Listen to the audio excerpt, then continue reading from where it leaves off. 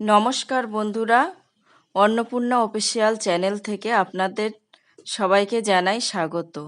তো আজকে নিরামিষ দিনে নিরামিষ রেসিপি নিয়ে এসেছি, আলু সয়াবিনের ঝোল। তো চলুন রেসিপিটি প্রথম থেকে শেষ পর্যন্ত দেখে নেওয়া যাক। প্রথমে সয়াবিনটা সিদ্ধ করে নিয়েছি। দেখুন সয়াবিনটা আমার সিদ্ধ হয়ে গেছে। এবারে আমি জল ঝরিয়ে জল চিপে নিয়ে তুলে নেব। সরিষার তেল দিয়ে আমি সয়াবিনগুলো ভেজে নেব। তেলটা একটু গরম হলে আমি সয়াবিনগুলো ঢেলে দেব। দেখুন সয়াবিনগুলো আমার ভাজা হয়ে গেছে। তো এবারে কড়াইতে তেল দিয়ে আলুগুলো ভেজে নেব। দেখুন এই আলু কেটে রেখেছি, এগুলো আমি ভেজে নেব। দেখুন বন্ধুরা, আলুটা আমার ভাজা হয়ে গেছে। দেখুন ব্রাউন কালার এসে গেছে। তো এগুলো আমি এখন তুলে নেব।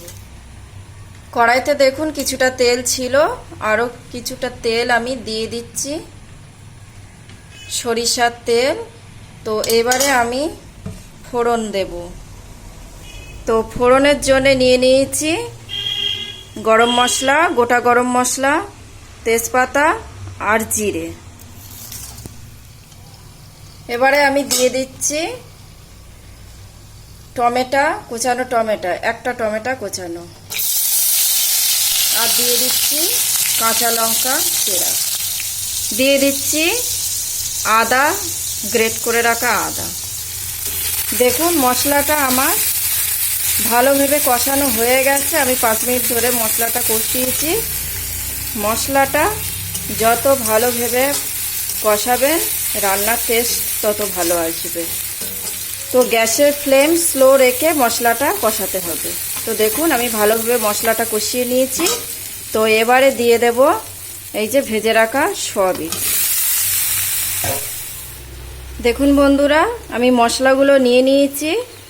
এখানে হলুদ, লবণ আর ধনে আর জিরে একসাথে গুঁড়ো করা, আর এই যে আছে লঙ্কার গুঁড়ো। তো এই সব উপকরণ আমি একসাথেই দিয়ে দেব।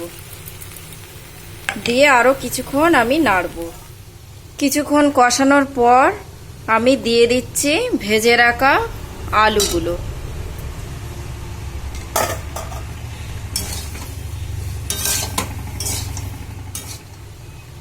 দিয়ে দিচ্ছি গরম জল।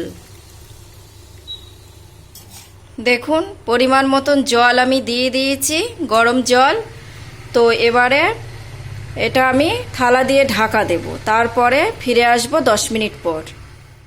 10 মিনিট পর আমি ফিরে এসেছি। এবারে দিয়ে দিচ্ছি স্বাদ আনার জন্য সামান্য পরিমাণে চিনি, দিয়ে দিচ্ছি হাফ টেবিল চামচ গরম মশলার গুঁড়ো। দেখুন বন্ধুরা, রান্নাটা আমার হয়ে গেছে।